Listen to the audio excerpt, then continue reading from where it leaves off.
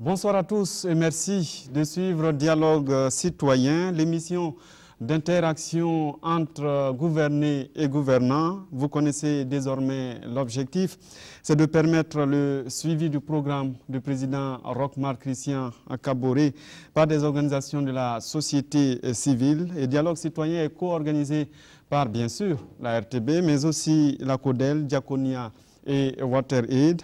Et ce soir, nous avons comme invité le professeur Al-Kassoum Maïga, il est ministre de l'enseignement supérieur, de la recherche et de l'innovation.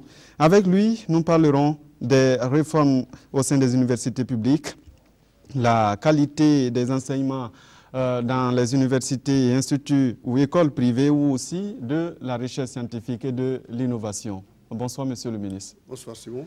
Avant de revenir à vous, permettez-moi de préciser quand même que cette émission n'est ni un entretien, ni une interview, mais c'est beaucoup plus un dialogue entre les citoyens et vous, monsieur le ministre. Et donc, il revient aux citoyens de poser des questions et vous serez chargé de répondre. Moi, je vais juste assurer la modération.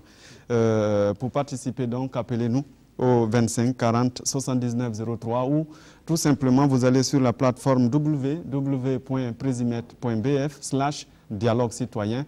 Vous pouvez nous poser des questions. Alors, monsieur le ministre, on va dire bonsoir. Bonsoir. Vous êtes là ce soir, alors que nous parlons en ce moment, il y a des étudiants qui sont dans leur canapé, qui nous suivent, et qui se posent encore des questions parce qu'ils ont passé 5 ou 6 ans à l'université, ils attendent encore leur premier diplôme.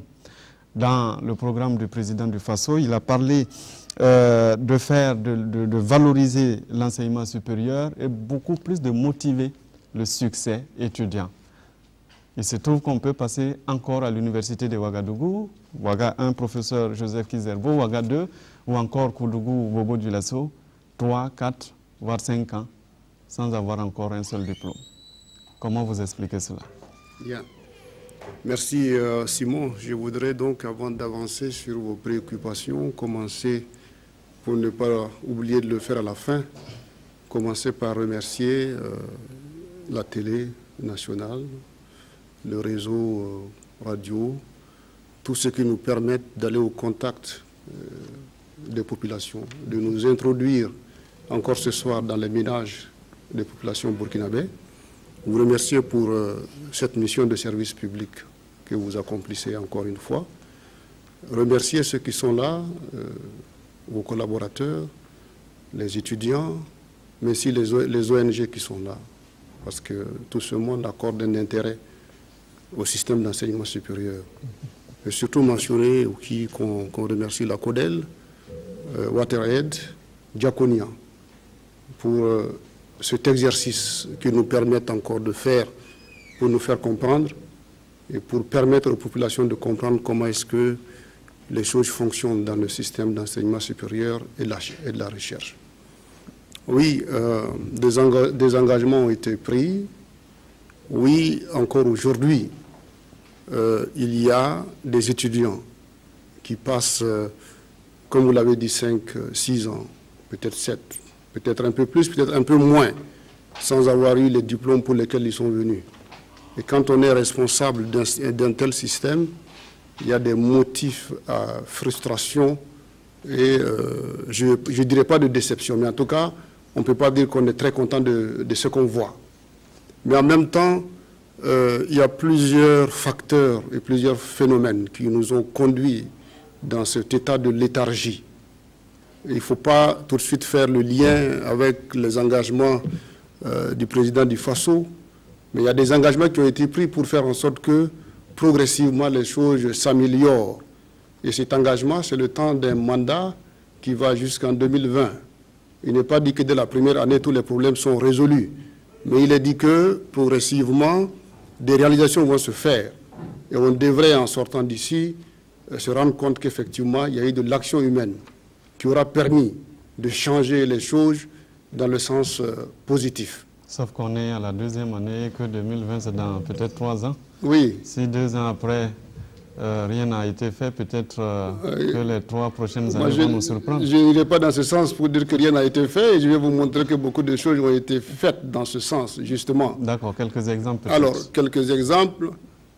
Si vous faites le tour sur le campus de Ouaga 1, vous allez voir le nombre d'infrastructures qui ont été réceptionnées.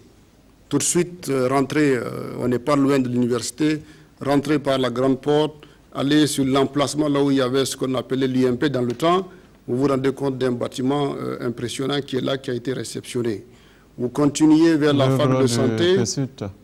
Pardon? L'œuvre du PSUT? Non, vous parlez de l'œuvre du PSUT, mais on sait comment ça a été... Le PSUT, c'est le programme de... Oui, mais le PSUT a planifié des infrastructures sans préciser où est-ce que l'argent sort pour les réaliser. Et c'est l'actuel gouvernement qui a mobilisé les fonds pour achever. Donc l'idée est belle. Bon, on peut accorder à la transition et au PSUT l'idée, mais ça ne veut pas dire que c'était des fonds qui ont été bloqués parce que le PSUT en a décidé ainsi, parce que la transition en a décidé, on a mis les fonds dans un compte pour dire que allez, on réalise jusqu'à la fin. Non. Vous savez comment ça fonctionne, cette réalisation. Vous avez un budget pour un moment donné, l'année suivante, il faut programmer. Il a bien fallu que le gouvernement actuel s'approprie cette idée et que des décisions courageuses soient prises, qu'on priorise pour faire en sorte que ces engagements soient respectés. Donc alors, on pourra dire c'est PSUT, mais j'insiste pour dire que c'est l'actuel gouvernement qui a permis donc de mobiliser les fonds pour achever ces infrastructures. Donc sur le campus de Ouaga 1, vous en trouverez. Si vous partez à Bobo, nous sommes à la phase 2 d'un projet de cité universitaire. La première phase, c'était 1008 lits. La deuxième phase, encore qu'on a lancé courant mai passé, c'est une cité de 1008 lits. Je vous parle des choses récentes. Il y a 3 semaines, je pense, on a signé un contrat pour réaliser une IFR en sciences et techniques au niveau de Ouaga 2 et réaliser une cité de 1500 lits avec un restaurant de 800 lits et toutes les commodités qu'il faut pour que les étudiants se retrouvent. Donc ça, c'est des fonds BADEA. Le processus a été conduit par l'actuel gouvernement et on attend donc de lancer les travaux courant ce mois de mai. On est en train de mobiliser des fonds également pour la même infrastructure, mais un peu plus grande, pour Koudougou, où il y aura aussi une IFR en sciences et techniques, plus maintenant une cité universitaire et un restaurant universitaire. Donc ça, ce sont les dossiers assez avancés, financement de BADEA également, et on espère que d'ici la fin de l'année, ça va être fin prêt pour qu'on puisse lancer les travaux. Comment cela peut permettre à l'étudiant, avant tout qui est devant sa télé actuellement, qui a passé 5 ans à l'université, qui n'attend plus qu'à avoir son diplôme, peut-être son premier diplôme universitaire. Oui, mais quand on travaille, vous faites de la planification. La planification, c'est d'imprimer une vision. On n'a pas dit que ceux qui sont là depuis 5 ans, 6 ans doivent attendre ces bâtiments pour avoir leur diplôme. Il y a d'autres activités qui se mènent parallèlement pour faire en sorte que ceux-là qui sont dans cette situation, qu'on leur trouve des solutions. Mais ce dont je parle, les infrastructures, c'est pour faire en sorte que les générations qui viennent ne subissent pas les mêmes souffrances et les mêmes affres. Que ces générations à venir trouvent des conditions infrastructurelles plus acceptables. Parce que je ne veux pas dire qu'on va satisfaire à 100%, puisque vous voyez que le nombre d'étudiants ne fait que grimper. Cette année, plus de 30 000 étudiants. 28 000 qui ont eu leur bac au Burkina, 3 000 qui nous viennent de la Côte d'Ivoire, qu'on doit bien inscrire dans nos universités. Donc comment vous imaginez que si on ne fait pas cette planification et on ne fait pas des réalisations conséquentes, qu'on puisse donc arriver à trouver des solutions. Maintenant, quel est le travail qu'il faut faire pour que ceux dont vous parlez, qu'on trouve la solution assez rapidement? Et pour ceci, cette année, pour la rentrée 2018, nous sommes rentrés dans une logique de réquisition d'infrastructures. Donc au niveau du CIAO, nous savons qu'il y a des salles de grande capacité qui étaient, de par le passé, louées par Ouaga 2 pour donc faire les cours dans ces salles-là. Mais le gouvernement a engagé une action en concertation entre le ministre en charge de l'enseignement supérieur et le ministre en charge du commerce et de l'industrie, de l'artisanat, pour que le CIAO pour 2017-2018 soit réquisitionné pour qu'on puisse donc mis à la disposition du ministère des enseignements supérieurs. Pardon? Mis à la disposition de notre ministère. Oui. Nous, on va se charger d'aller chercher les équipements pour pouvoir accueillir les étudiants à ce niveau-là. Dans le domaine de la réquisition toujours, nous avons échangé avec le ministre en charge de la jeunesse et de l'emploi, parce qu'ils ont un centre de grande capacité de formation à Bobo, et le processus est en cours pour qu'ils nous remettent ce centre-là, pour qu'en 2018, on puisse gérer nos étudiants de la ville de Bobo. À Koudougou et autres, on fait le même travail. Mais parallèlement, nous sommes en train d'installer les chapiteaux sur donc, le campus de Ouaga 1. Ceux qui ne croient pas, ils peuvent faire un tour, ils trouveront que le génie militaire est en train de faire le travail pour qu'on installe 2 chapiteaux de 1000 places, de 1000 tables. Ça fait donc 2 chapiteaux, ça fera 2000 places pour les étudiants. Que ça résistera aux oui, mais normalement, je pense que ce n'est pas les intempéries le problème, c'est des choses quand même résistantes. Si ça résiste au désert, ce n'est pas ici, ça ne va pas résister. C'est des choses à quand même éprouver. Mais en plus, dans notre propre budget, nous faisons le travail pour dégager des fonds par réaménagement, pour ajouter encore des chapiteaux de grande capacité et confectionner des tables, faire de la sonorisation pour permettre effectivement, pour le moment, d'accueillir les étudiants dans ces espaces-là, en attendant que vous allez voir qu'il y a une grande planification aussi d'infrastructures en termes d'amphi de 750, 1500 places qui sont planifiées, qu'on puisse avoir tout ceci. Donc, allons-y avec ce qu'il est possible de faire assez rapidement pour juguler les problèmes que nous avons pour le moment. Ça, c'est ce qui est des infrastructures. Des infrastructures. Après, il y a peut-être les enseignants. Les enseignants, oui, ça aussi, merci de me le rappeler, parce que pour ce qui est des enseignants, même aujourd'hui, pour ceux qui sont informés, ils savent que les auditions sont en train de se faire parce que nous recrutons cette année 100 nouveaux assistants et 47 chercheurs. Donc les 100 des gens qui ont l'air doctorat, on a ouvert des postes un peu partout. Pour Ouaga 1, une trentaine de postes, à peu près 15 postes pour Ouaga 2, autant de postes pour Koudougou, pour Dédougou, non pardon, pour Bobo, et puis environ une dizaine de postes d'enseignants assistants pour Dédougou, Ouaïguia et Fada. Donc aujourd'hui, depuis lundi, ils sont dans les auditions des candidats qui sont venus d'un peu partout, de Ouagadougou, de partout, même de la diaspora, parce que nous avons des Burkinabés qui ont fait des doctorats qui sont à l'extérieur, qui sont intéressés de venir enseigner, qui ont déposé, c'est au ministère qu'on a centralisé. On a changé le système de recrutement. De par le passé, chaque département pouvait faire, on leur accordait des postes, ils recrutaient. Mais pour un souci de transparence, nous avons harmonisé les critères donc, de recrutement en faisant en sorte qu'on recrute au même moment les 100 assistants et les 47 chercheurs. C'est des jurys mixtes où vous avez des chercheurs et des enseignants-chercheurs qui sont ensemble, un jury d'à peu près une dizaine de personnes, un peu moins, quelquefois ça dépend des spécialités, mais qui sont en train d'écouter, puisqu'ils ont fait d'abord un travail à partir des dossiers soumis qui ont été examinés. Donc, on va compléter par des entretiens, et la note de l'entretien, la note donc, technique du dossier, ces notes vont être mises ensemble pour classer les candidats et retenir les meilleurs qui vont pouvoir donc être des assistants ou donc des attachés de recherche. Oui, alors ça c'est pour 2017. J'arrive. La question clairement c'est, parce qu'il était attendu qu'à la rentrée d'octobre là, on puisse passer à la normalisation. Non, personne n'a dit que ça sera en octobre. Octobre, c'est un processus. C'est déjà, si vous suivez, je vous dis, 2016, tout le monde reconnaît que des efforts ont été faits. De par le passé, on a connu des années où les bacheliers de 2014-2015 ne sont rentrés sur les campus qu'un an après, voire un an et demi après. Mais 2016, il n'y a aucun bachelier qui est resté en dehors du campus. Ils ne sont pas rentrés peut-être en octobre, mais tous les bacheliers sont rentrés et ils ont commencé leur S1 dans toutes les universités. Donc, S1, la dynamique, le S1, parce que nous sommes dans le système LM2. Le S1, c'est disons, le premier semestre de la licence, parce que la licence est compartimentée en... C'est la précision, juste qu'on voulait, vous pouvez avancer. Oui. Tout à fait. Donc, dans ces conditions-là, nous pensons qu'on est dans un début de normalisation déjà. Mais ce qu'on est en train de faire, c'est de faire en sorte que les bacheliers de 2017 rentrent plus tôt que ceux de 2016. Si on arrive à le faire d'ici la fin de l'année ou en janvier ou plus, on va... Puisqu'on a enfin... Oui, mais on va y arriver. Mais je dis si, parce que je suis un scientifique, je ne veux pas être quelqu'un qui je ne suis pas carré, mais je dis qu'on réunit les conditions, mais quelque chose peut arriver que les conditions changent. Vous comprenez? Donc, nous sommes sur le terrain où c'est des humains, où c'est du matériel, où c'est des acteurs multiples, donc quelque chose peut se passer. Donc, il faut toujours aller avec les conditionnalités. Mais on va faire en sorte que dès ce premier trimestre de 2017-2018, que tous les bacheliers soient sur les campus Et si on fait ça, je pense qu'on on pourra nous dire merci et bravo.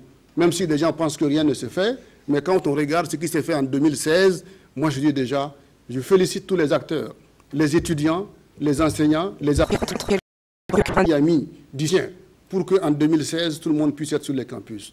2017, on pense qu'on ne doit pas reculer, on doit gagner encore quelques mois. C'est en grignotant des mois qu'on arrive donc à rétablir l'ordre normal. Mais pas en disant que, allez, 2000 octobre, là, on a fini. Non, c'était un processus long qui nous a conduit là. Et ce processus long a besoin qu'on ait des mesures rigoureuses pour pouvoir rétablir l'ordre normal progressivement. Alors, ça c'est pour ce qui est de la normalisation des universités. On va parler de la recherche avant de recevoir la première personne qui va venir échanger avec vous, parce que dans le programme du président Kaboré, il est prévu justement d'ériger, sinon d'inscrire cette question de recherche dans ce qu'il a appelé les priorités nationales, oui. Sauf qu'en 2016, avec une inscription d'une ligne budgétaire conséquente pour la recherche, sauf qu'en 2016, 60% du budget consacré à la recherche venait de l'extérieur. Bah, mais il n'y a pas de scandale en cela. Oui, mais sauf que... Non. Vous parlez de statistiques, je pense que vous avez des statisticiens dans votre équipe. Bon, les 40%, c'est conséquent, mais ces 40% peuvent être plus élevés que les 60% d'il y a 2 ans. C'est ça le problème. Si le budget a augmenté, il n'y a pas de scandale à dire que 60% viennent de l'extérieur. 40% d'un milliard et 60% d'un million, vous comprenez que ce n'est pas la même chose qu'on est en train de comparer là. Donc ça, ces statistiques-là, il faut faire attention à les manipulant. C'est ça qu'il faut regarder.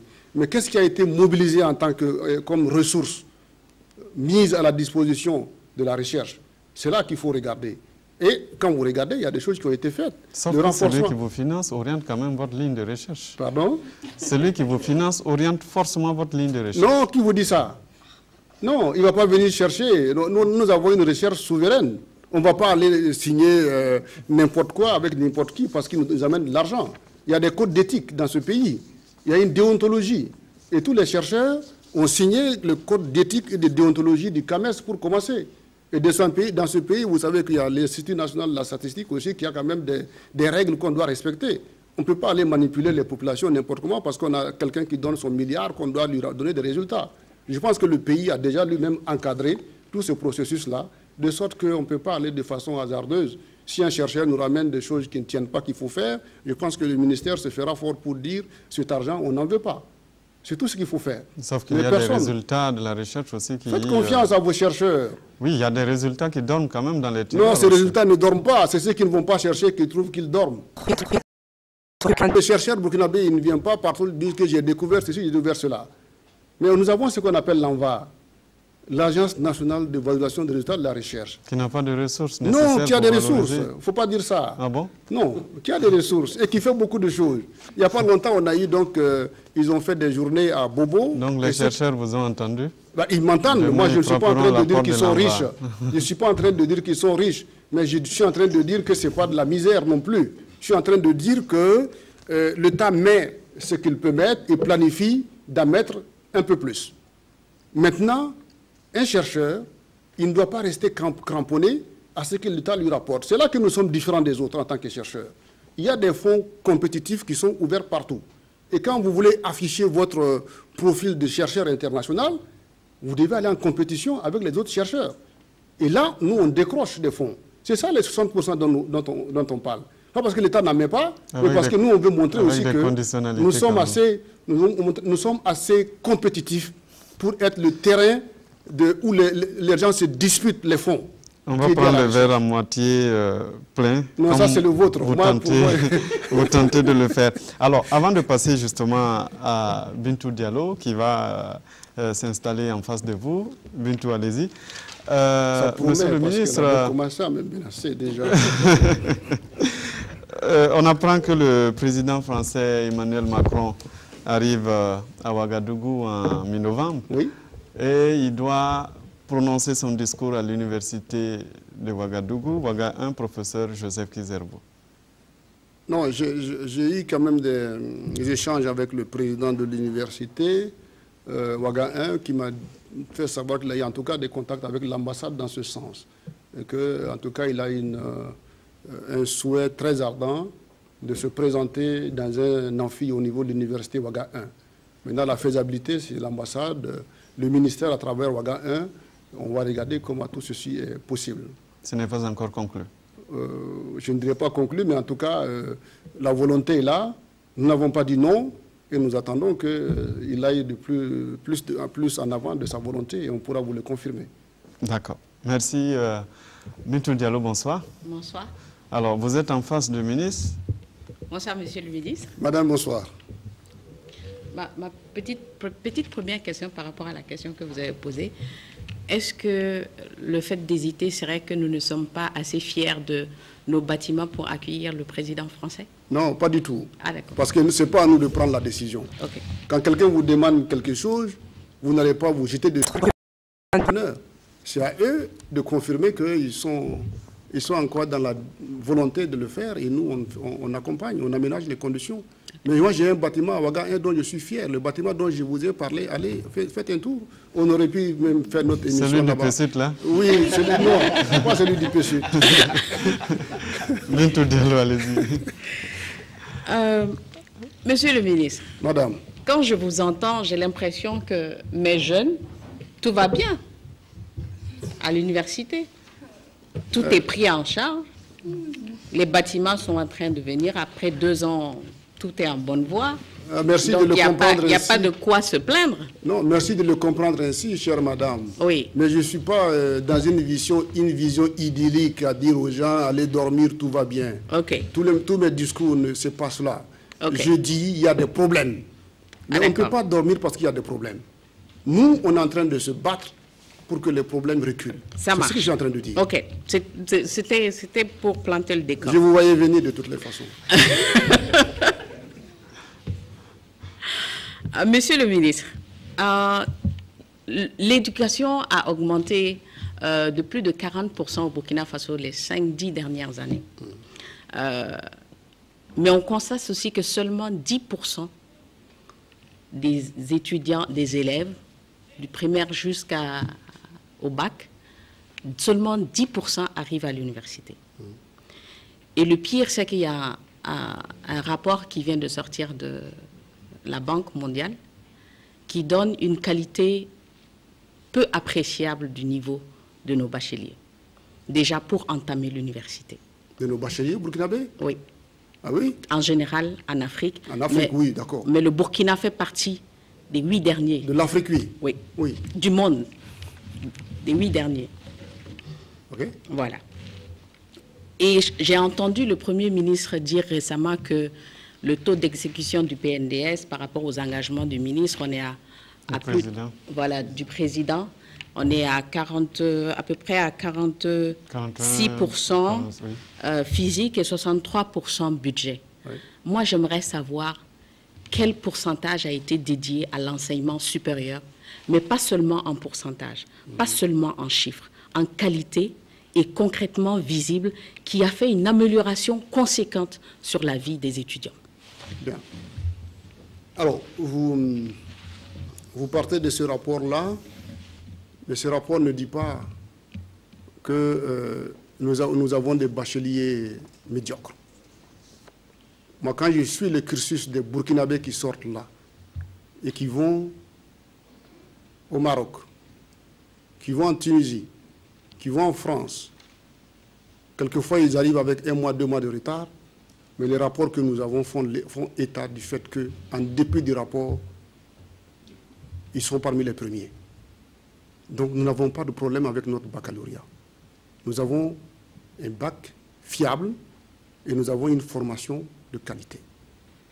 Quand je regarde ceux également qui sortent des licences et des masters, qui vont en Europe pour aller faire des thèses, ils ne sont pas parmi les derniers.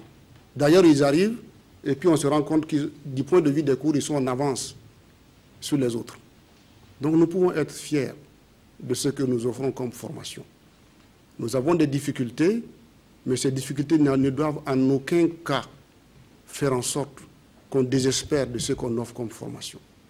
Moi je dis bien, nos enseignants quand ils vont en compétition au niveau du CAMES, qui est un grand espace de compétition, les résultats sont éloquents. Dans certains cas, 100%, 90% de taux de succès. Quand on regarde les résultats au niveau de l'agrégation, du concours d'agrégation, les Burkinabés, ils sont très bien placés et parmi les meilleurs. Donc, oui, il y a des problèmes, mais on ne veut pas dire que notre système, il est un peu bancal du point de vue de la qualité. Maintenant, il y a évidemment des difficultés qui font qu'on n'a pas assez d'espace pour que les étudiants qui sont sur les campus, ils soient dans les conditions les meilleures pour l'apprentissage. Okay. Pouvons-nous revenir sur le pourcentage qui a été mis dans l'enseignement supérieur par rapport aux acquis voilà, de mise en œuvre du PNDES? Oui, oui, d'accord. Je pensais qu'il fallait finir avec, puisque vous avez posé dans un ordre bien précis, n'est-ce pas, vos questions, j'attendais d'épuiser cela pour glisser vers le PNDES. Nous avons effectivement, nous aussi, fait notre bilan. Et de façon, peut-être pas de pourcentage, j'ai des réalisations ici dont je peux vous parler. En termes d'amphi. Il y avait des engagements pour un certain nombre d'amphis, mais nous avons déjà pu mettre en place des amphis de 750 places jumelées au niveau de l'université Ouaga 2, au niveau de Koudougou, mais aussi au niveau de Bobo. Il y a un amphi qui est totalement achevé. On est sur le processus de connexion avec le circuit d'électricité, le réseau de l'ONEA, pour le rendre donc fonctionnel. Ça, ce n'est qu'au niveau des amphis. Les bâtiments pédagogiques, ce que je peux vous dire, c'est qu'on avait des CIP qui sont des centres universitaires polytechniques d'Edougou, Waïgouya, Fada. Sur tous ces 3 centres, nous avons réalisé des bâtiments R+2 qui comportent des salles de classe, qui comportent des bureaux pour enseignants, et à côté, vous avez aussi les restaurants qui ont été construits, et ça également, c'est dans le cadre du PNDES. Les équipements ont été déjà commandés et livrés à ces bâtiments-là. Donc nous sommes en train d'attendre de connecter tout ceci pour qu'à cette rentrée, ces bâtiments puissent être fonctionnels.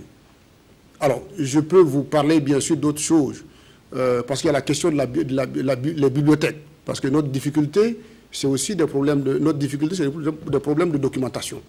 Donc, au niveau de Koudougou, c'est un bâtiment R+4 qui est en finition pour nous permettre donc d'avoir la documentation pour les étudiants.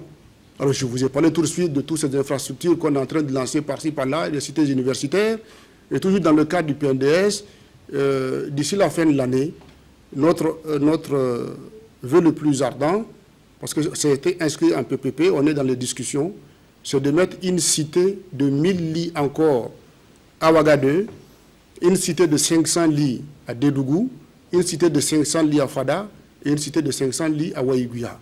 Donc voici ce qui est en train de se faire pour que le PNDES puisse nous permettre donc de transformer de façon fondamentale la réalité sur nos campus universitaires. OK. Le système LMD. Oui. Normalement, le principe, c'est que l'étudiant a 60% de recherche et 40% d'études didactiques et pédagogiques dans les salles. Mais au Burkina Faso, si je connais assez bien mon université et mon campus, parce que je suis souvent là-bas, mon ONG travaille qu'avec les jeunes pour la promotion de la jeunesse et pour la mise en œuvre des ODD, pour lesquels justement le Burkina a signé et ratifié les conventions. Il n'y a aucune bibliothèque digne de ce nom qui permette la de l'LMD au Burkina Faso. Au-delà des bibliothèques aussi, il y a la question de connectivité. Je vais vous répondre sur toutes ces questions. Voilà. Oui. Alors que le ça fait, nous sommes dans déjà 4-5 ans, ou sinon plus, du système LMD. En attendant qu'une bibliothèque digne de ce nom voit le jour, alors que nous sommes en train de mettre en œuvre un système dont nous n'avons pas les moyens, que deviennent ces jeunes qui sont dans ce système? Quoi qu'on dise, vous avez parlé des infrastructures et ainsi de suite. pour moi, la qualité de l'éducation est nettement au-dessus des infrastructures. L'expérience que j'ai avec les jeunes, quand je sors avec eux et que nous allons dans des conférences à l'international où nous participons à des débats, la plupart du temps, quelle que soit la formation, on sent qu'il y a quelque chose qui manque dans la qualité de l'individu qui se trouve devant nous.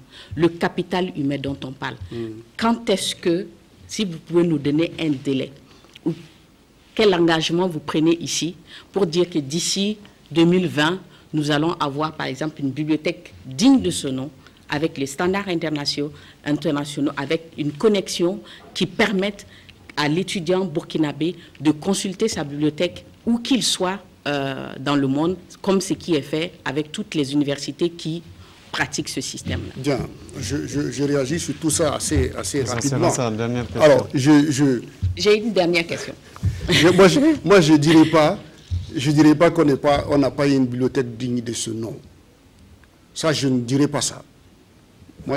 Nous avons appris dans ces conditions, et beaucoup de ceux qui sont peut-être pas sur ce plateau, ils ont appris à l'université Ouaga 1. Nous avons une grande bibliothèque. Maintenant, le problème de cette bibliothèque, peut-être des ouvrages quelquefois en exemplaire unique, peut-être même le problème même de place pour accueillir tout le monde, c'est compliqué. Mais il y a des ouvrages à l'intérieur. Maintenant, ce n'est pas suffisant, il faut le dire. Mais il ne faut pas dire qu'elle n'est pas digne de ce nom. Sauf qu'aujourd'hui... non, j'arrive. Attendez. Monsieur le ministre, je précise en fait la question, sauf qu'aujourd'hui, la plupart de ces informations qu'on recherche se trouvent sur la toile. Laissez-moi, si vous me laissez compléter... Je vous permets de compléter en vous donnant aussi des détails. Oui. Le président du Faso avait notamment promis de subventionner, par exemple, l'acquisition mais c'est de ça que je vais vous parler. Les laboratoires. De 40%, par exemple, pour les étudiants en licence. C'est de cela que je vais vous parler maintenant. Okay. Parce que je parle de ma bibliothèque qu'on considère comme étant pas une bibliothèque, alors que nous avons appris dans ces conditions-là. Et ça, je vais répondre sur ça d'abord. Moi aussi, j'ai appris dans ces conditions, monsieur le ministre. Voilà, donc mais ça reste que quand on voit ailleurs la qualité qu'on donne à cette bibliothèque, nous ne l'avons pas. Nous ne l'avons pas. Et pour moi, ce que je voudrais, c'est qu'une meilleure université, reconnue de tous, qui fait la satisfaction et la fierté des étudiants, que quand l'étudiant rentre dedans, il ne se souvienne pas des temps que nous avons passés, qui nous donnent la preuve que peut-être les choses ne vouluent pas. Je ne suis pas en train de vous parler de vision passéiste de nos universités. Je ne suis pas dans cette vision passéiste. Mais je vous dis, il ne faut pas s'appuyer sur un système pour réussir et dire que le système, il ne vaut que dalle. C'est ça le problème que je pose. Non, je n'ai pas dit ça. Pas digne de ce nom, ça veut dire ça. Des standards internationaux. Oh, oui, d'accord. Mais alors, arrivons maintenant à ce dont vous parlez, le numérique. N'est-ce pas? Nous avons, au jour d'aujourd'hui, à travers les engagements nationaux, nous sommes sur le processus pour aller sur des bibliothèques numériques. Donc, bientôt, on va lancer le marché. Et certainement que vous allez voir qu'il y a des travaux qui se font dans ce domaine-là. Alors, à partir de ça, qu'est-ce qu'on peut ajouter? Nous avons parlé beaucoup de l'université virtuelle, pour lequel nous sommes allés donc voir l'expérience du Sénégal. Et nous avons déjà signé une convention avec des maîtrises d'ouvrage délégués qui doivent installer le siège de l'université virtuelle, avec des équipements à la pointe qu'on va installer là, pour faire en sorte que tout le monde ne soit pas obligé d'être en présentiel sur le campus. Parce que tous les cours des enseignants doivent être numérisés et on rentre dans un réseau d'échange avec un pays comme le Sénégal, avec qui on va échanger les cours numérisés, des contacts avec la Tunisie pour faire le même travail. Donc, une fois que l'université virtuelle est fonctionnelle, ce problème ne va pas se poser. Moi, j'ai signé le contrat et les modes sont en train de recruter les entreprises. À livrer en 2020. Non, pas en journée en 2020, puisque le contrat c'est pour cette année. Maintenant, on va prendre l'auditeur. Ma dernière question. Non. Ma dernière question, monsieur le ministre. Laissez-moi finir avec cette affaire. Parce qu'il y a la question de la connexion dont vous parlez. N'est-ce pas? Là aussi, c'est le ministère en charge de l'économie numérique qui est en train de travailler sur le dossier, assez bien avancé, pour faire en sorte que toutes les 7 universités publiques soient déjà connectées et que toutes les cités universitaires soient connectées à l'Internet. Donc vous voyez bien que chaque ministère technique est en train de faire son travail. Nous serons les bénéficiaires, mais je vous assure que ma collègue en charge de l'économie numérique est en train de travailler sur ces dossiers-là pour que courant 2018, on ait donc cette possibilité de connexion sur les universités de campus. En ce moment, vous pouvez rester là et puis vous connecter aux États-Unis pour prendre votre documentation. Qui est un téléspectateur, nous appelle de Ouagadougou. Nous allons prendre sa question. Bonsoir, monsieur Ouedraogo. Oui, bonsoir. Alors, posez votre question au ministre. Vous appelez de Ouaga. Bonsoir ceux qui sont là-bas. Bonsoir, monsieur Simon Gongo. Là, j'ai un cri de cœur à lancer d'abord. Je voudrais surtout que le gouvernement prenne au sérieux la question d'éducation des enfants du Burkina Faso. Parce qu'à cet abus-là, nous allons nous perdre, nous allons nous égarer. Pourquoi aujourd'hui on peut savoir, dire après 50 ans d'indépendance, que nous comptons sur l'extérieur pour résoudre nos problèmes de l'éducation? C'est quand même pas intéressant. En tout cas, ils n'ont pas pu se mettre au sérieux parce que si nous n'éduquons pas bien nos enfants aujourd'hui, tous les problèmes qui sont de l'extérieur et à côté, ou surtout au nord, là, ça va se multiplier. Parce qu'il n'y a pas de sérieux. Pourquoi faut-il envoyer un enfant à l'université pour qu'il fasse 6 ans avant d'avoir sa licence? D'accord. Votre question, monsieur Ouedraogo, parce que le temps presse. Ok. Ma question maintenant. Oui. Bon, où en est-on avec le qui a été annoncé depuis 2015 et au niveau de l'arrivée du président des choses français, pourquoi lui il veut aller faire son discours à l'université alors que notre propre président même n'y a pas encore été? Pourquoi? Il faudrait d'abord que notre président se présente, parle avec les étudiants avant qu'un étranger vienne parler avec eux. Donc, j'en ai fini comme on n'a pas assez de temps. Merci à vous, monsieur Ouedraogo. Monsieur le ministre. Oui. Oui, bon, je pense qu'il a bien dit qu'il a un cri de cœur. Le cri de cœur, c'est un cri de cœur, mais on ne peut pas dire qu'on compte que sur l'extérieur pour l'éducation de nos enfants. Je viens de m'étaler en long, en large sur cette question pour dire les efforts qui sont faits par le gouvernement en phase avec les engagements du chef de l'État.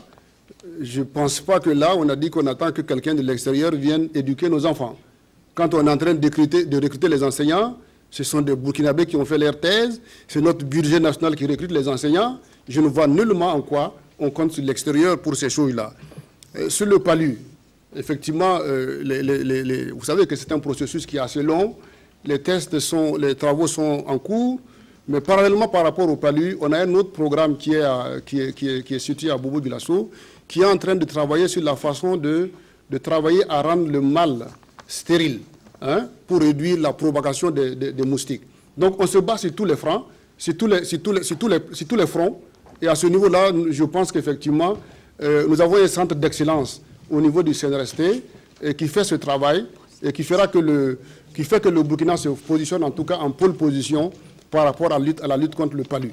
Alors, rien que hier ou avant-hier, donc j'ai lancé les travaux d'un atelier sur la question du palu et sur la question de la dengue, de Zika, des chercheurs qui sont venus de toute l'Afrique, francophone et anglophone, qui travaillent sur cette question. Et je pense qu'il y a des avancées assez sérieuses par rapport à cela. Pour le commentaire sur le président, moi ça, je pense que il n'y a pas de complexe, à se faire. C'est une visite qui est là. La visite, s'il souhaite s'adresser aux étudiants, je ne vois pas objet à polémique pour ça. Non, voilà. Sauf qu'il dit que le président du Faso lui-même n'est pas encore allé. Qui vous a dit qu'il n'est pas allé? Peut-être qu'il n'est pas à la Ouaga, mais il était sur un campus. Il était, il était à l'INSA. Ce n'est pas l'université, ça? Il ne peut pas aller dans toutes les universités, sinon il gouverne quoi? Il fait quoi? Il était à l'INSA, et les engagements qu'il avait pris à l'INSA, on vient de lancer les travaux de bitumage de la voie de l'INSA. Qu'est-ce qu'on veut en plus? Ça, c'est à Bobo-Dioulasso. C'est à Bobo-Dioulasso. C'est une université burkinabé, pas française. Alors, on va passer à une question sur la plateforme Présimètre, puisque vous avez la possibilité de poster vos questions là-bas. On va lire ensemble, monsieur le ministre. Il y a en fin août dernier le classement très querellé des instituts privés d'enseignement supérieur établis par la Direction générale de l'enseignement supérieur de votre département, après réaction de certains promoteurs d'établissements.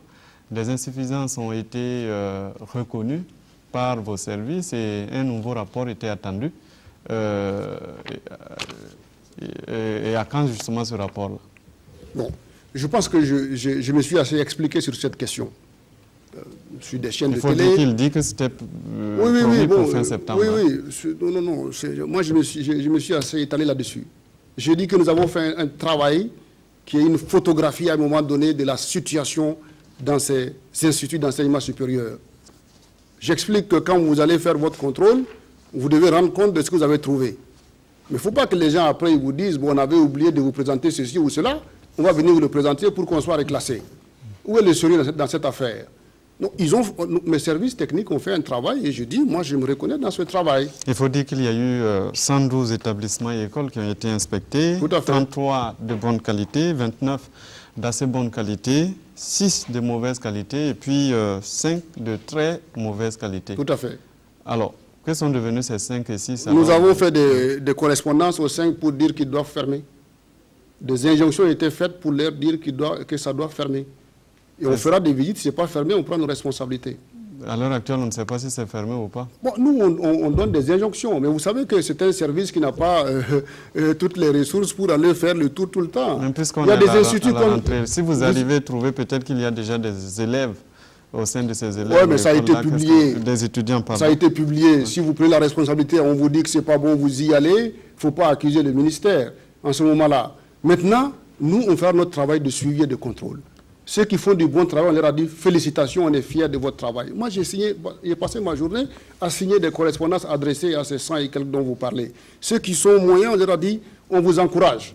Mais je vous dis que moi, j'ai reçu beaucoup de responsables de ces écoles qui sont venus, on a discuté. Beaucoup sont très contents. J'ai des correspondances qui nous sont adressées pour dire qu'on est content du travail qui a été fait. Mais vous ne pouvez pas faire ce travail et imaginer que tout le monde va être content, que tout le monde va applaudir. Ça, ce n'est pas possible, c'est de l'ordre de l'impossible. Mais le second rapport, alors, qui devait paraître... Non, c'est-à-dire qu'il ne faut pas dire qu'on va aller publier un second rapport. Ce n'est pas ce que moi je dis. Moi, je dis, ceux-là qui avaient leurs documents et qui peuvent les présenter, ce n'est pas un rapport qu'il faut sortir encore. Mais de dire qu'on a pris acte que vous aviez des documents, tout à fait, et on les écrit pour dire que on a enregistré. Parce que ce n'est pas la dernière évaluation. L'année prochaine, il faut encore faire l'exercice. Sauf que quand ça se passe d'individu à individu, ça peut se passer aussi avec les dessous de table.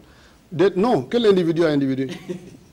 Ce n'est pas des individus qui vont une personne pour faire ce travail, c'est une équipe.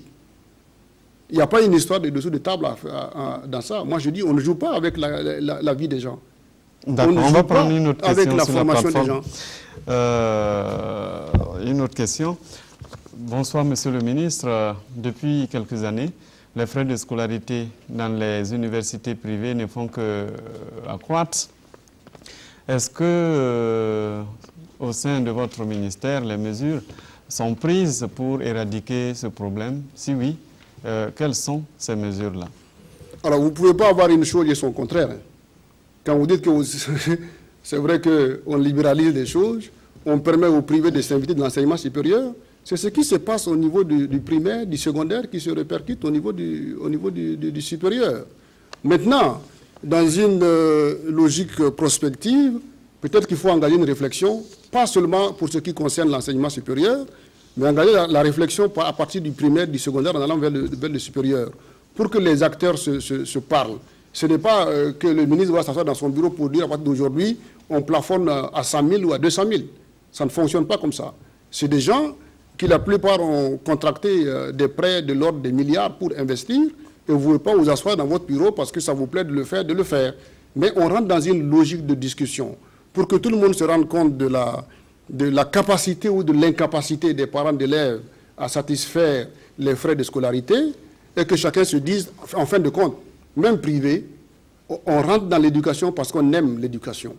On rentre dans l'éducation parce qu'on a quelque chose à offrir à son pays. Après, il faut faire face aussi aux charges. Oui, tout à fait. C'est pourquoi j'ai dit que ce n'est pas au ministre de s'asseoir pour décider qu'on va baisser ou on va faire quoi. C'était des échanges entre tous les fondateurs, avec le ministère, avec la société civile, pour qu'on voit. Et quand vous voulez jouer là-dessus, c'est que quelquefois, il faut aussi être sûr que vous avez des mesures d'accompagnement pour faciliter les choses pour eux. Sauf que très souvent, plus la scolarité est chère, plus on hésite peut-être à retoquer un certain nombre d'étudiants. Oui, mais aussi nous sommes dans une logique où les gens pensent aussi que là où c'est cher, c'est mieux. Il y a cette logique-là aussi qui est là. Et donc, si vous allez ouvrir votre école et puis vous dites aux gens, venez vous former à 100 000, ils ne vont pas se bousculer parce qu'ils diront qu'on n'est pas sûr de la qualité. D'accord. On va retour en plateau ici avec M. Timothée Bougouin. Prenez place. Vous allez donc poser vos questions, on va dire, à M. le ministre. Évitons les commentaires, allons directement aux questions parce que vous n'avez que 10 minutes. Ok, bonsoir, Simon Gongo, bonsoir, monsieur le ministre. Oui, bonsoir. Alors, je vais essayer de poser des questions, vous êtes très courtes pour que la clarté de vos réponses convienne nos concitoyens par rapport à ce que vous avez comme vision pour l'université. La première question, on sait que l'université, dire que rien ne va, c'est peut-être trop dire, mais l'université traverse des problèmes depuis quelques années. Est-ce que vous n'avez pas le sentiment que cela est la conséquence du désengagement progressif de l'État dans un secteur comme celui de l'enseignement supérieur? Oui. Je vous remercie pour cette question, mais j'ai l'habitude de dire pour qu'un système d'enseignement marche, c'est des acteurs multisectoriels et des conjonctures multifactorielles. Pour qu'il y ait l'enseignement, il faut qu'il y ait d'abord des infrastructures. Ça, tout le monde le sait. Il faut qu'il y ait des étudiants, il faut qu'il y ait des enseignants et qu'il y ait une administration avec des atos et tout ça. Il faut ce système. Et si ce système, on n'a pas une vision commune là-dedans, on va vous donner toutes les infrastructures. Vous n'en ferez absolument rien. Et nous avons dit que le vrai problème de nos universités aujourd'hui, c'est un problème de gouvernance. La gouvernance, pas parce que l'administration... de l'État. Non, pas du tout. Quand je parle de gouvernance, il ne faut pas l'amener à l'aspect administratif. La gouvernance n'est pas seulement de l'administration. La gouvernance, c'est déjà que chaque acteur ait le sens de la responsabilité et le sens du bien commun. Le sens de savoir qu'un blocage dans mon domaine peut bloquer tout le système. C'est ça la gouvernance. On est dans quel système où lorsque on programme une évaluation, des étudiants, soit ils disent même qu'ils ne vont pas, eux-mêmes ils ne vont pas être évalués, soit certains viennent dire qu'on ne va pas évaluer ceux qui doivent être évalués parce que nous n'avons pas été suffisamment évalués. On est dans quel système? Vous comprenez ça? Oui, mais on est dans quel système? J'arrive. Oui. Quand je parle de gouvernance, c'est ça. On est dans quel système? Lorsque on programme un enseignant pour qu'il fasse son cours, les étudiants sont là, la salle est là, il n'est pas là. Donc la faute ça, pour moi, c'est ça la gouvernance. Oui. Mais en même temps, si on n'a pas une administration capable de faire exploiter de façon optimale les infrastructures et de faire en sorte que tous les acteurs soient là pour que les choses se passent bien, rien ne marchera pas. Oui, donc arrêtons d'accuser les ressources. Oui. Les ressources sont indispensables, mais il faut que chacun prenne sa part de responsabilité. Oui, à commencer par le ministre peut-être. Oui, justement, monsieur le ministre, est-ce que c'est normal, par exemple, qu'un ancien qui ne vient pas à son cours ne soit pas sanctionné?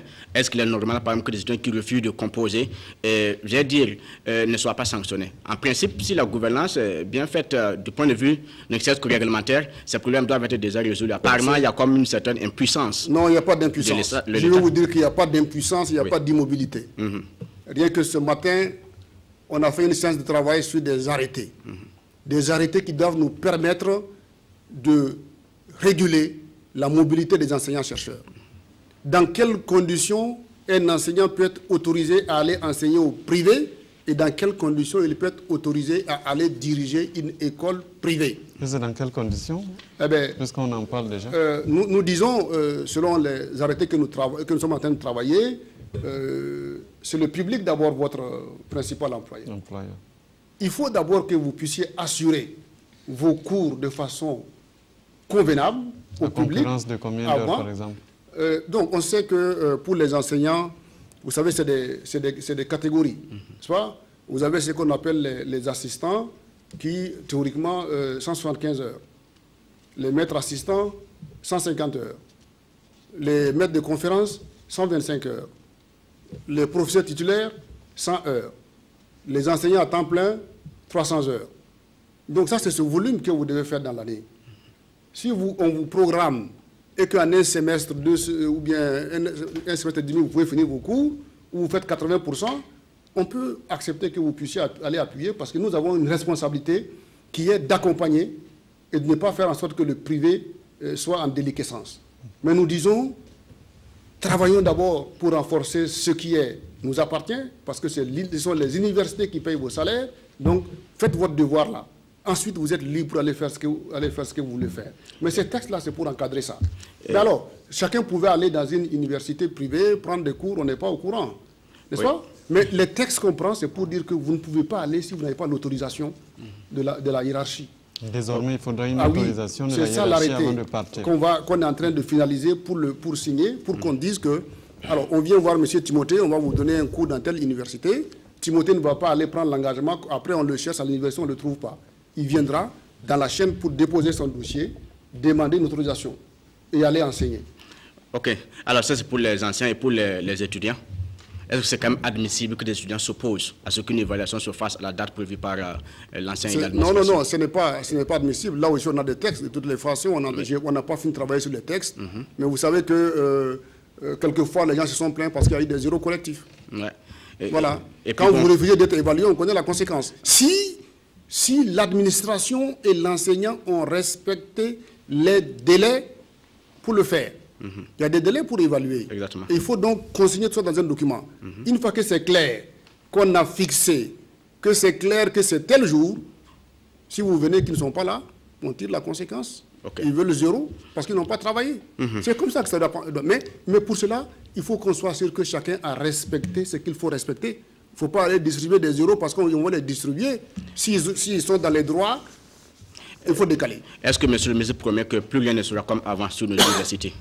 Je pense que vous suivez bien, vous savez bien que plus rien n'est déjà pas comme avant. Alors, l'autre mal de l'université, ça c'est écrit dans le PNDS, et il y a que les réformes qui ont été appliquées ne sont pas adaptées.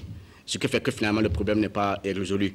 Et quand on parle des réformes qui ne sont pas adaptées, dans ce qui est décliné dans le discours de politique générale de son Excellence, Monsieur le Premier ministre, il est prévu par exemple la construction de 26 amphithéâtres de 500 places, alors que déjà les amphithéâtres de 1000 places sont dépassés.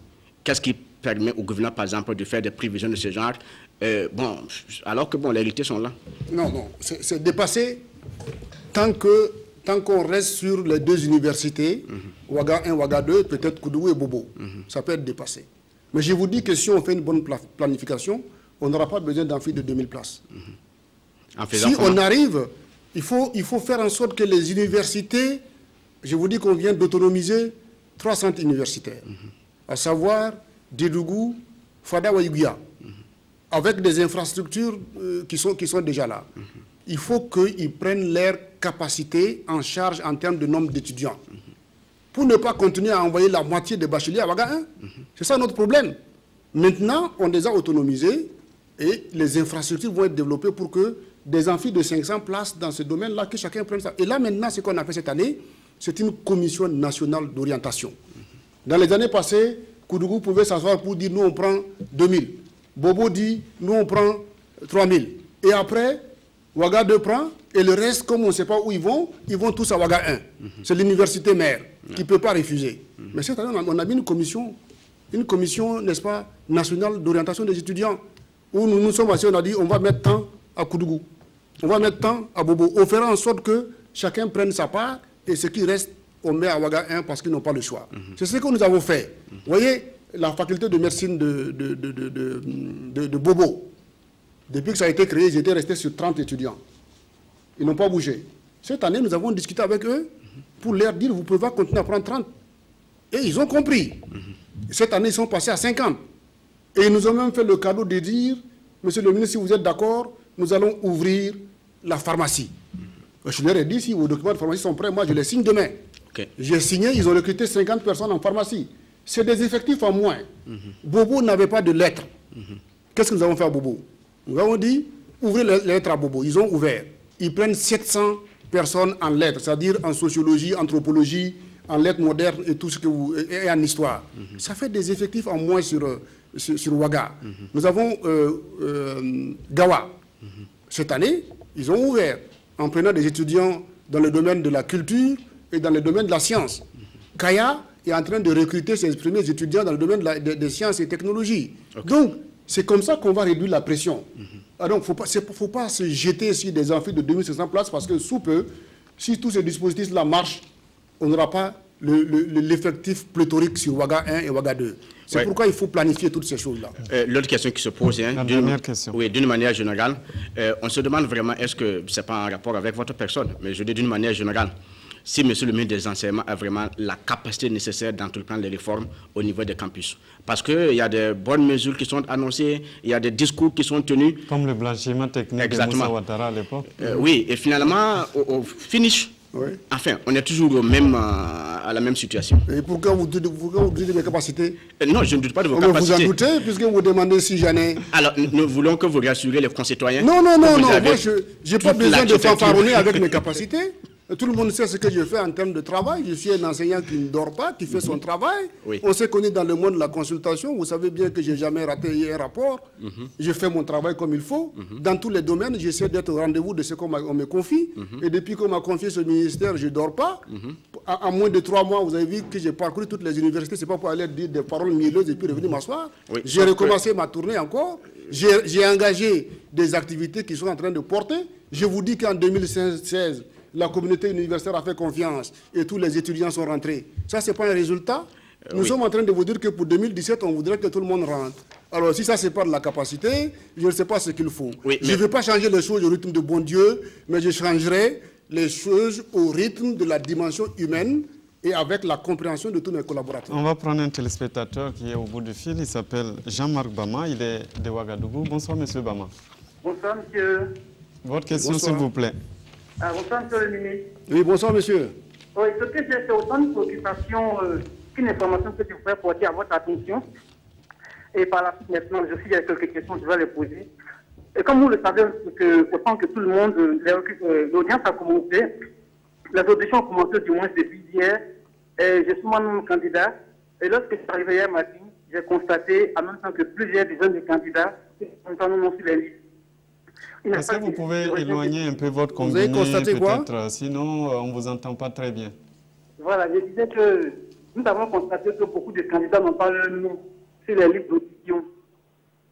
Et à côté de cela, il n'y a pas eu de liste de rejet de dossiers. Ils nous ont simplement demandé de laisser nos noms et nos contacts qu'ils allaient nous appeler. C'est que nous savons qu'à partir de demain, déjà, certains auront fini avec leurs auditions. Et dans ce cas-là, est-ce qu'il y aura une liste qui va indiquer le nombre de candidatures rejetées? Ça, c'est ma première préoccupation. Et deuxièmement, vous avez mentionné que, comme le recrutement a concerné aussi les docteurs burkinabés qui sont à l'extérieur, est-ce que ces docteurs-là ont vraiment été pris en compte, puisque lors du dépôt des dossiers, on leur a demandé de seulement déposer la CNIB, sachant que les candidats qui sont en Europe depuis des années ou n'ont pas de CNIB. Ça veut dire que si déposaient leur candidature, leur dossier avec des passeports, ils seraient rejetés. Est-ce qu'en réalité, vous avez voulu prendre en compte ces candidats de l'extérieur? Il me semble qu'il y a tout un flou autour de ce recrutement-là. Ça a été soulevé par beaucoup de candidats hier. On attendait voir une différence par rapport au moment lorsque c'est l'université qui recrutait ces candidats. Peut-être que vous allez commenter un peu sur ça. Merci, monsieur le ministre. Merci à vous, monsieur Bama. Bien. Monsieur le ministre, pour la réponse. Oui, merci. Moi, je suis content de voir quand même que les candidats sont en train de suivre cette émission et qui font la preuve, effectivement, qu'on n'est pas en train de confirme que les auditions se font et qu'on est en train de travailler, n'est-ce pas? On aura nos 100 assistants, ça va se faire. Et maintenant, les listes. Il faut savoir que le travail se fait à double niveau. On a reçu des centaines de dossiers.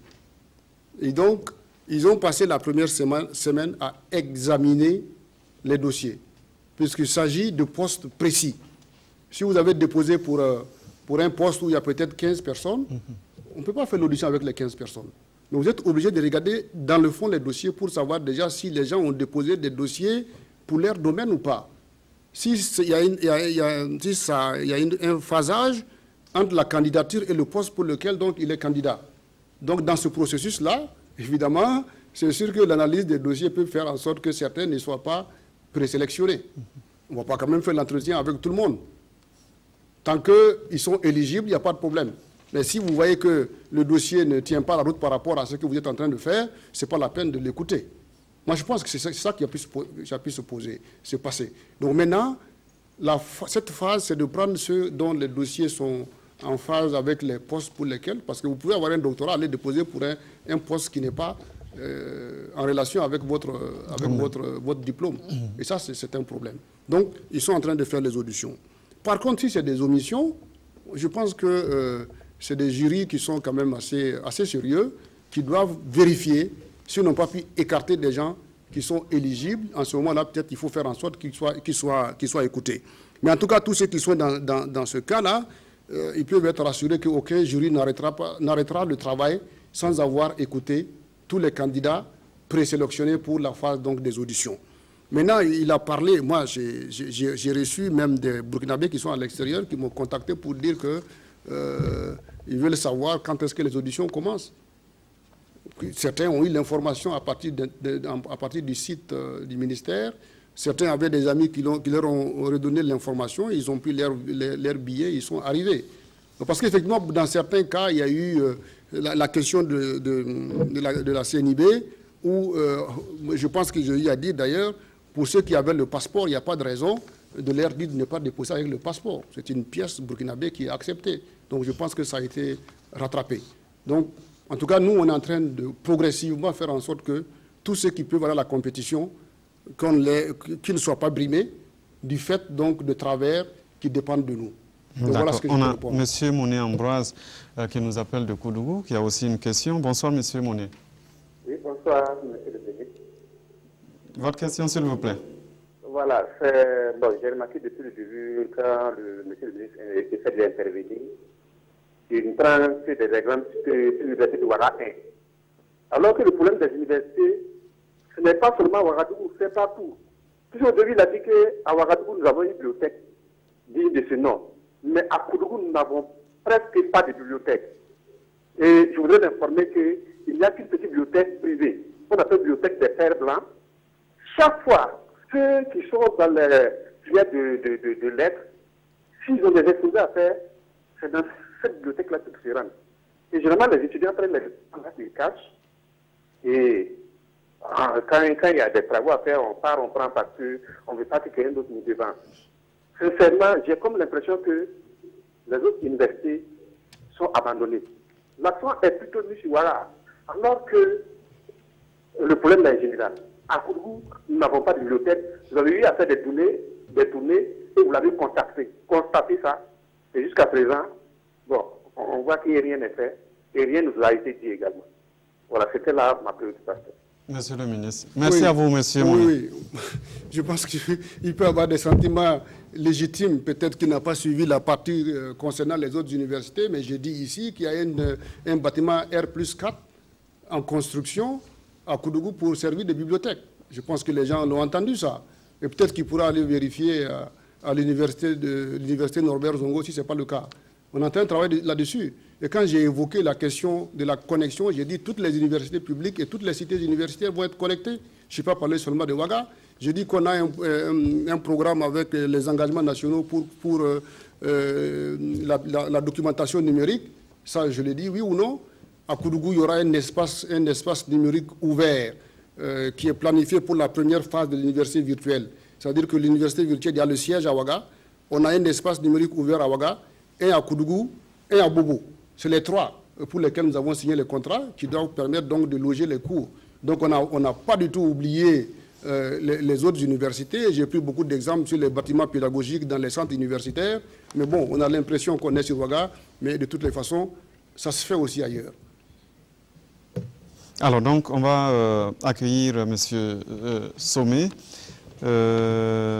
qui va vous poser des questions, Monsieur le ministre. Olivier Sommet, qui s'installe et qui a des questions pour vous. Bonsoir, Monsieur le ministre. Oui, bonsoir. Alors, vous avez noté beaucoup de réalisations qui sont faites, mais moi, je voudrais quand même, dans un souci d'évaluation, je voudrais que vous nous disiez si, effectivement, les engagements qui ont été pris par le président Roch Kaboré sont réalisés dans les délais qu'il nous avait promis de les réaliser.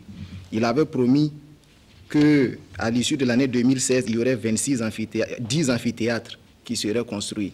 Il a promis 12 bâtiments pédagogiques pour 2016, 5 laboratoires, 2 bibliothèques, et il avait promis également que la mesure de subvention des ordinateurs pour les étudiants du premier cycle, les 40% soient effectifs. Okay. Mais au jour d'aujourd'hui, cela n'est pas fait. Même si vous notez qu'aujourd'hui, vous êtes en train de travailler, est-ce qu'il ne faut pas reconnaître qu'il y a eu un manque et une défaillance au début du mandat.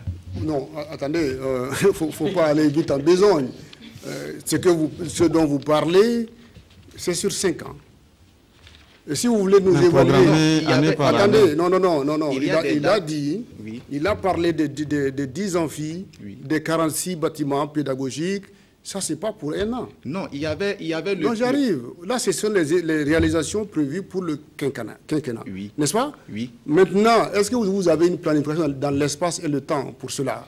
Parce que ce que je dis, oui. Il a promis 26 amphithéâtres au cours du mandat, oui. Dont 10 à l'issue de l'année 2016. C'est de cela que je parle. Okay. C'est des réalisations qui étaient supposées être faites à l'issue de l'année 2016 et qui n'ont pas été faites. Ok. Alors, là aussi, nous avons expliqué toutes les difficultés qui sont passées. Je pense que 2016, ce n'est pas la bonne année pour dire que les choses ont été bien faites ou pas. Alors, on a connu toutes les difficultés dont on a parlé, y compris les grèves de 40 jours de tout le système financier qui n'ont pas permis de passer les marchés. Donc comme il faut. Non, j'arrive, je n'ai pas dit que ça n'a pas été fait. Non, je vous dis qu'il y a des choses qui ont été faites. Je vous dis que l'amphi jumelé de Ouagadougou est en train d'être achevé, de 750 places. Je vous ai parlé de l'amphi de l'université Nazi Boni. Je vous ai dit les complexes des bâtiments pédagogiques sur les trois CIP qui ont été totalement achevés et qu'on attend, les équipements ont été acquis. Ça, c'est fait.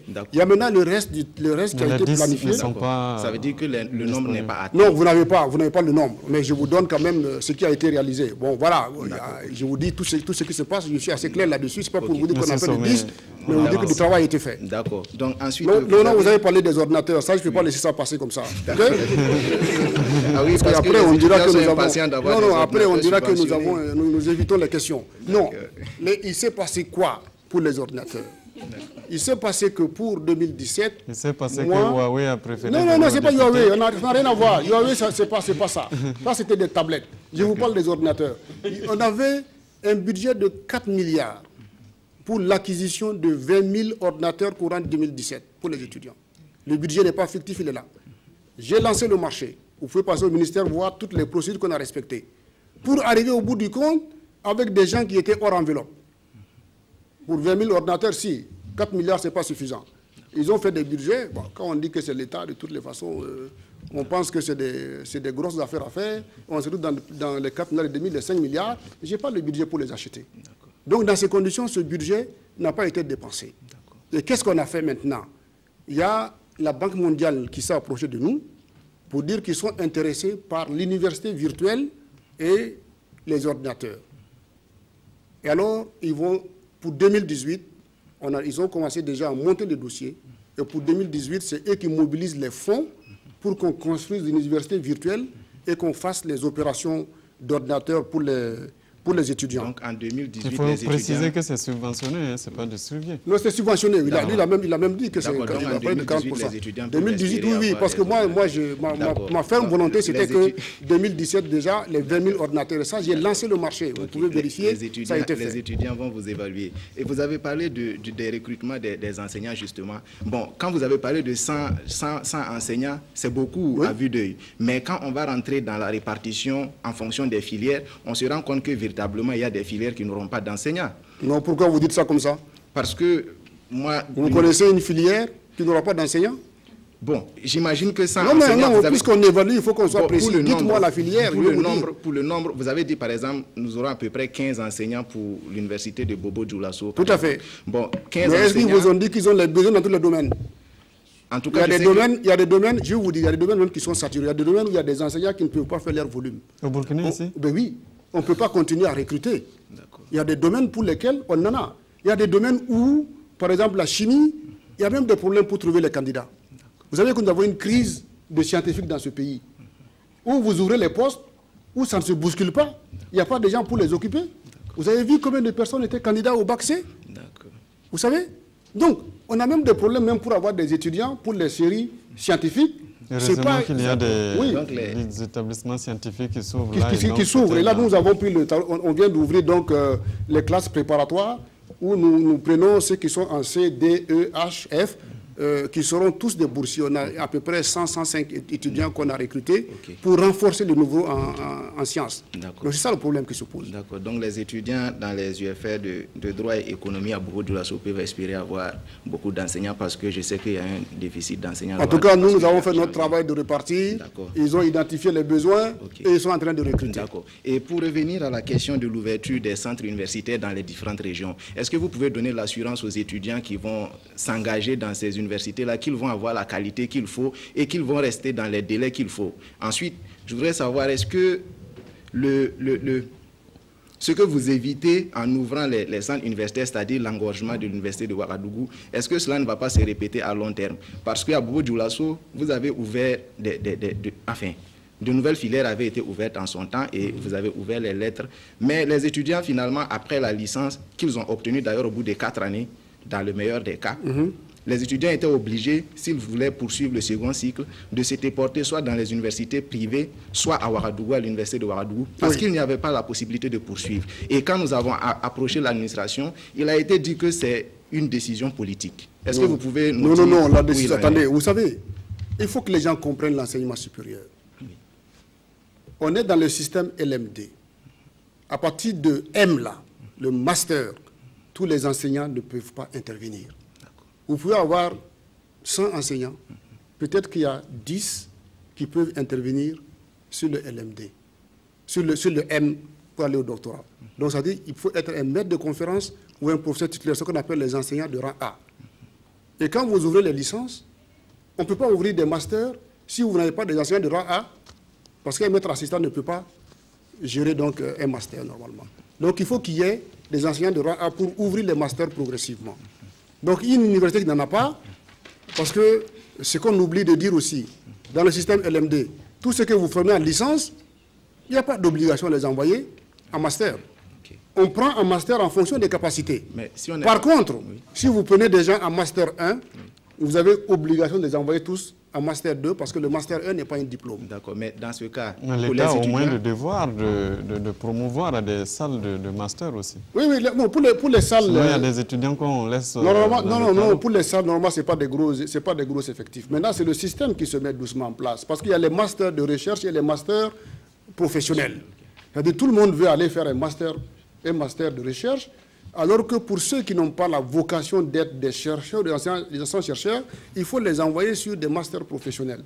Et c'est là que tout le monde se bouscule pour aller faire un master de recherche, ça pose un problème. Alors, monsieur le ministre, est-ce que les étudiants qui n'ont pas la possibilité de faire les masters, quel est leur sort relativement à leur employabilité, puisque le système de l'emploi au Burkina Faso pour la fonction publique en tout cas est jusqu'à présent suit le système classique, quoi. Il y a des concours qui ne sont ouverts qu'aux titulaires d'une maîtrise. Les étudiants qui ont des licences dans le LMD qui n'ont pas la possibilité de faire des masters, à quel sort sont-ils? C'est pourquoi il faut qu'ils aillent vers les licences professionnelles et des masters professionnels.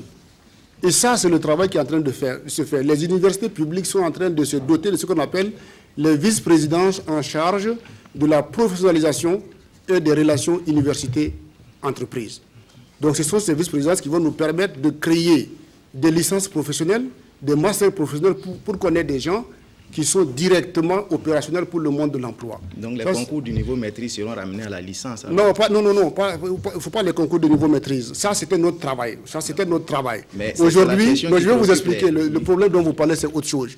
Aujourd'hui, nous avons notre système classique de recrutement qui est calibré sur des DEUG, des licences, des maîtrises, des DEA, des DSS et des doctorats. Donc, on est en train, avec le ministre en charge de la fonction publique, de l'éducation et de la jeunesse, les 4 ministères sont en train de travailler pour faire en sorte que les postes ouverts au niveau de la fonction publique soient en phase avec notre nouveau système de formation, c'est-à-dire que ça soit calé sur la licence, le master et le doctorat. Ça, c'est un travail qui doit se faire. Merci. On va prendre la question de Tanti Rebecca qui est à Bérigadougou. Bonsoir, Tanti Rebecca. Oui, bonsoir. Comment allez-vous? Oui, ça va bien, merci. Et merci pour l'intérêt que vous manifestez pour nos émissions. Je sais que vous êtes très fidèle à Controverse et à Dialogue Citoyen aussi. Votre question? Oui. Okay.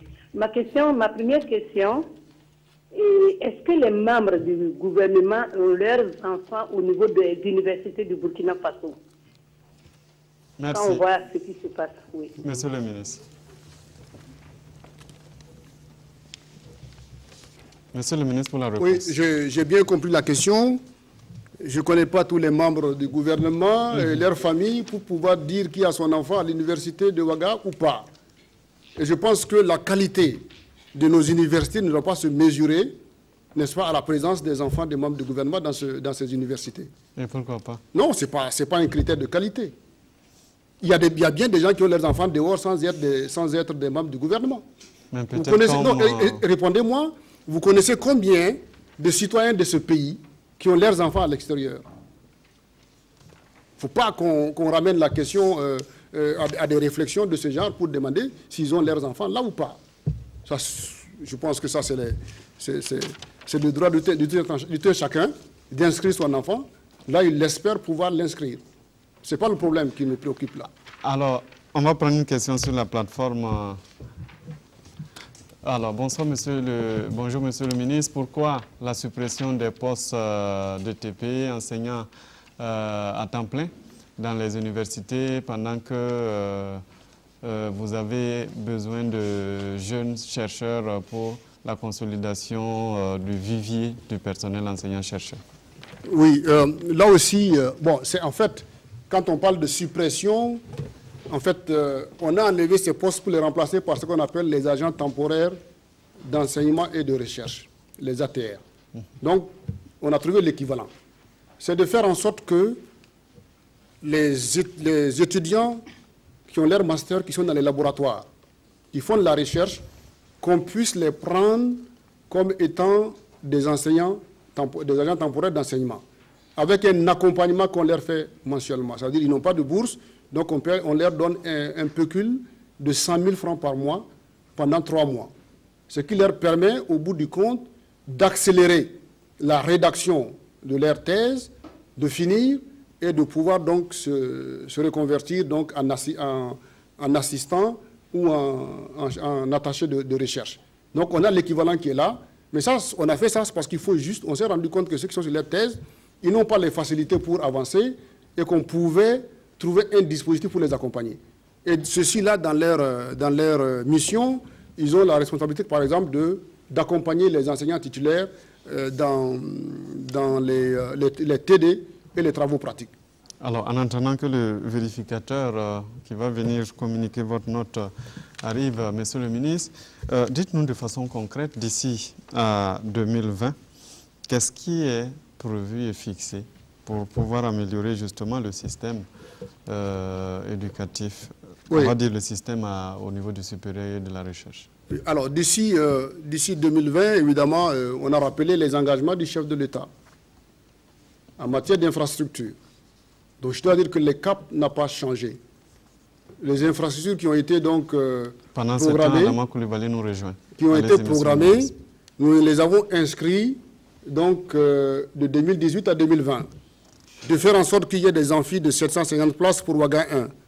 3 amphis pour l'UCA, donc l'Université Norbert Zongo, Ouaga 2, des amphis pour l'IDS, donc l'Institut des sciences, pour l'Université Nazi Bouni, Dédougou, Ouaga 2, donc jusqu'en 2020, nous avons maintenu le cap pour ce qui est des amphis.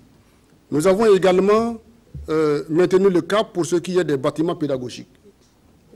Là, il y a évidemment FADA, il y a Gawa, il y a Kaya, Naziboni, Dori qui vient d'être créé, l'IDS, et ainsi de suite. Donc nous avons maintenu le cap. Pour ce qui est de la recherche, les laboratoires aussi sont reprogrammés de 2018 à 2020. Pour l'IRSS, donc l'Institut de recherche en sciences de la santé, pour l'Institut des sciences des sociétés, pour l'IRSAT, mais aussi pour les universités de Waïgouya, Dédougou, Fada et l'IDS. Donc nous avons programmé ces réalisations-là. Ce qui reste, c'est aussi en matière de cités universitaires, nous avons reprogrammé 9 cités universitaires d'une capacité de 11 012 lits pour toutes les universités.